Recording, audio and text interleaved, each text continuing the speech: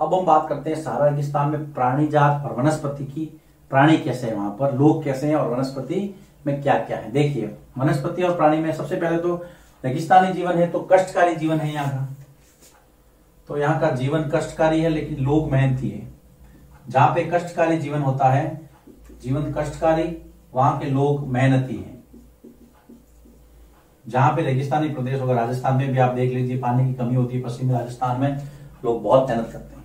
तो उसके बाद में कष्टकारी जीवन है, लोग मेहनती है। यहाँ की दो आदिवासी जनजातियां हैं, यहाँ की जनजातियां तुआरेग और बेदुइन। तुआरेग, यहाँ पे दो जनजातियां निवास करती हैं, तुआरेग व बेदुइन। तो दोनों के नाम आपको याद रखने हैं, तुआरेग और बेदुइन जनजातियां, जो कि सहारा में रहती हैं। इन दोनों के बारे में आपको पता रखना है। बेदुइन और तुआरेग कहां की जनजातियां है? सहारा की। भेड़, बकरी, ऊंट, घोड़े यहाँ पे लोग शौक से पालते हैं। पशुपालन होता है यहाँ पर। भेड़, बकरी, ऊंट, घोड़े पालते हैं लोग। अब किस लिए पालते हैं? ताकि उनकी आजीविका के रूप में वो हेल्प करे। पालते हैं, थे नहीं। इससे इनको आजीविका होती है, इससे इनको दूध भी मिलता है पशुओं से, ऊन भी मिलती है, खाल भी मिलता है। देखिए, और जो ऊन है, चमड़ा है, चमड़ा से क्या क्या बनाते हैं वो? पशुपालन से उनको एक तो चमड़ा मिलता है, तो चमड़ा से वो क्या बनाते हैं? जूते, पेटी। पेटी का मतलब होता है बेल्ट। अब बेल्ट कई तरह के हो सकते हैं, है ना। आपके बांधने का भी हो सकता है, कमर का भी, कमरबंद भी हो सकता है, दूसरे बेल्ट भी हो सकते हैं। तो जूते, पेटी, पानी की बोतलें, चमड़ा से पानी की बोतलें बनाते हैं। साथ ही साथ आपको पता है कि जानवरों से हमें क्या मिलती है? ऊन भी मिलती है। तो ऊन और बाल से क्या बनाते हैं? ऊन व बाल से कपड़े, कंबल, कालीन, वो गलीचे होते हैं ना बिछाने के,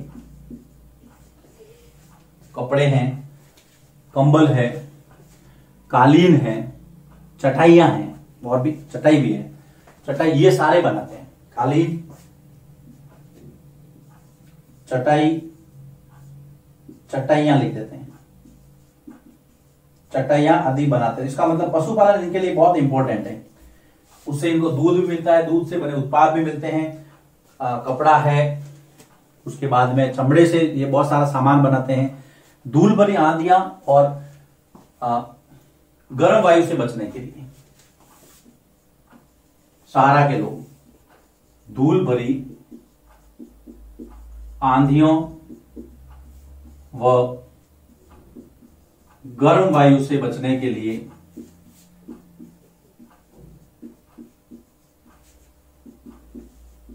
सहारा के लोग क्या पहनते हैं? भारी वस्त्र पहनते हैं। ये प्रश्न आता है कई बार, सहारा के लोग भारी वस्त्र क्यों पहनते हैं? तो आपको पता रखना है कि धूल भरी आंधियों से और गर्म वायु से बचने के लिए सहारा के लोग भारी वस्त्र पहनते हैं।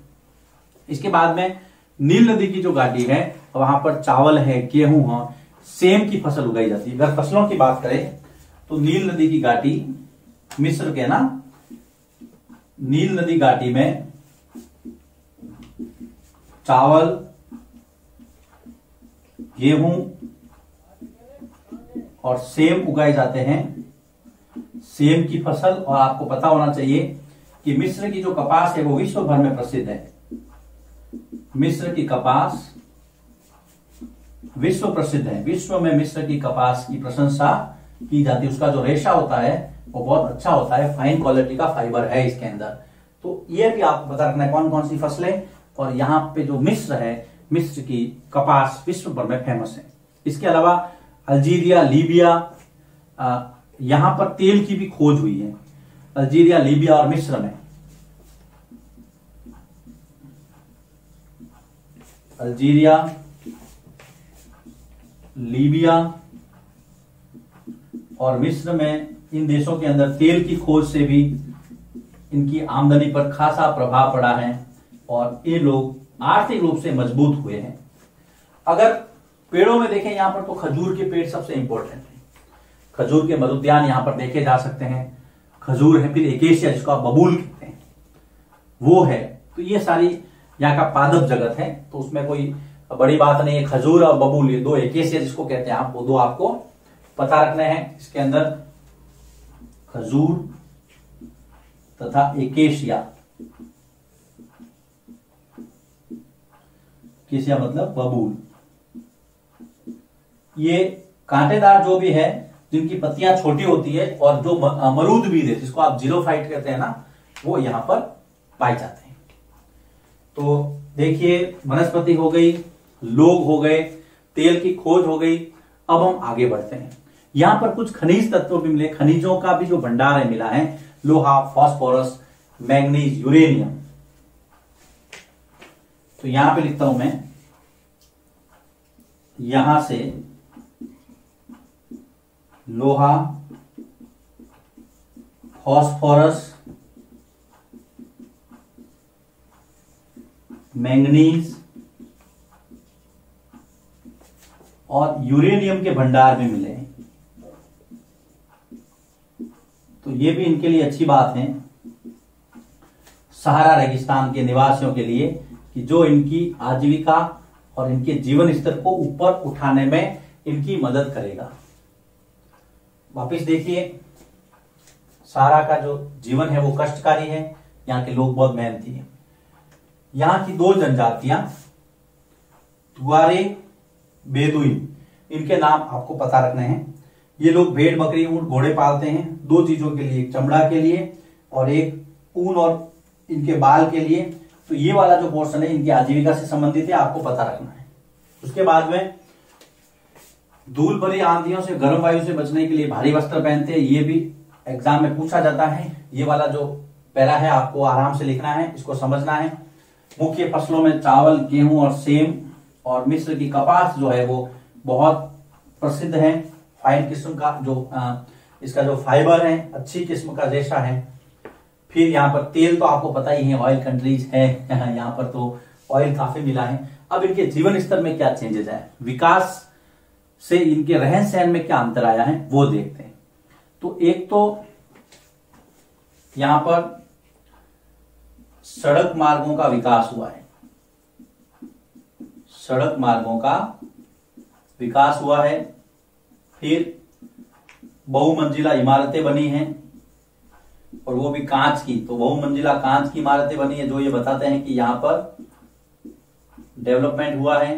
दूसरा, यहाँ की जो तुआरेग जनजाति है, उन्होंने गाइड के रूप में पर्यटन का व्यवसाय अपनाया है ना। तो तुआरेग गाइड की भूमिका में है। गाइड का मतलब समझते हैं ना, अगर आप कहीं घूमने जाए तो आपको घुमाएगा कौन, गाइड। तो उससे इनको रोजगार मिलता है। तो तुआरेग जनजाति ने ये बहुत नया प्रोफेशन अपना लिया है। वो लोगों को घुमाते हैं, वो उनसे फिर आय होती है। यहाँ का जो प्रचार प्रसार विदेशों में होता है। तो ये तुआरेग जो है, इनकी इच्छा शक्ति बहुत मजबूत है। उसके अलावा तेल के व्यवसाय में लोग नौकरी करने लगे हैं। तो तेल को व्यवसाय बनाया है इन्होंने, और यहां तेल के कुएं वगैरह, जो ऑयल से जुड़ी हुई इंडस्ट्रीज है, उसके अंदर इन्होंने रोजगार पाया है। शहरों की तरफ इनका मूवमेंट हुआ है। तो यहां पर लिखिए, शहरों की तरफ रुख किया है इन्होंने। तो ये कुछ मेजर चेंजेस हैं यहाँ की लाइफस्टाइल में, जो आपको पता रखना है। अब देखिए आगे बढ़ते हैं। सहारा वाला जो टॉपिक है वो इस चैप्टर का यहां समाप्त होता है।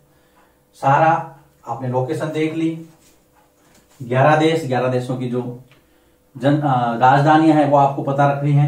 एक मैंने संशोधन कर दिया था, जो मैंने आपको बताया था यहाँ पर कि माली, तो माली की राजधानी आपको पता करनी है। 11 देशों की राजधानियां पता करनी है और लिखनी है और याद भी करनी है। ये आपके लिए काम है। इससे आप एटलस में उसको ढूंढने के लिए प्रेरित होंगे कि भाई नहीं, मुझे ये लिखना है। तो ये छोटी छोटी बातें हैं, पूरा करके आपको ये पता रखना है। खास करके मैप, इसकी लोकेशन देखिए। सहारा के उत्तर में भूमध्य सागर है, अफ्रीका महाद्वीप के, और अफ्रीका के उत्तर में सहारा है। तो मैंने बताया था आपको, यहां पर दक्षिण अफ्रीका में, यहां पर है ना, यहां पर एक और मरुस्थल है जिसको कहते हैं हम कालाहारी मरुस्थल, याद रखना। तो अफ्रीका महाद्वीप में 2 मरुस्थल हैं, लेकिन सहारा बहुत बड़ा है। चलिए लिखिए इसको, इसके बाद में हम आगे बढ़ते हैं इसी चैप्टर के अंदर। जो दूसरा रेगिस्तान है लद्दाख वाला ठंडा रेगिस्तान, उसके बारे में चर्चा करेंगे।